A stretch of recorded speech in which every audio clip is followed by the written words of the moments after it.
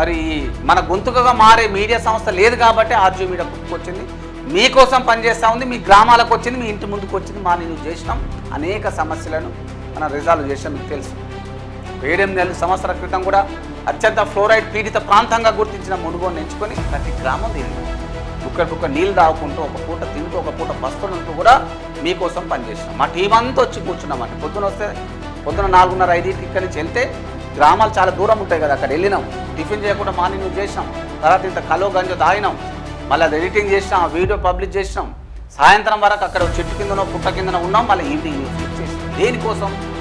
Raghavendra sir పిచ్చోడు అని చాలామంది అన్నారు. కాదండి, ప్రజల సమస్యలు ప్రభుత్వానికి, ప్రజా సమస్యలు అంటే ఏంటి? ఆ సమస్య ఆఫీస్లో కూర్చొని ఏసీలలో కూర్చొని ఆ ఏసీ రిమోట్లు ఎత్తుకుంటూ ఉంటే మరి ప్రజా సమస్యలు తెలుస్తాయా? మనం ఎప్పుడు తెలుస్తాయి? ప్రజల వద్దకు పోయినప్పుడు తెలుస్తాయి. కాబట్టి వెళ్ళినాం, అనేక స్టోరీలు ఇచ్చినాం, మీ అందరికీ తెలుసు.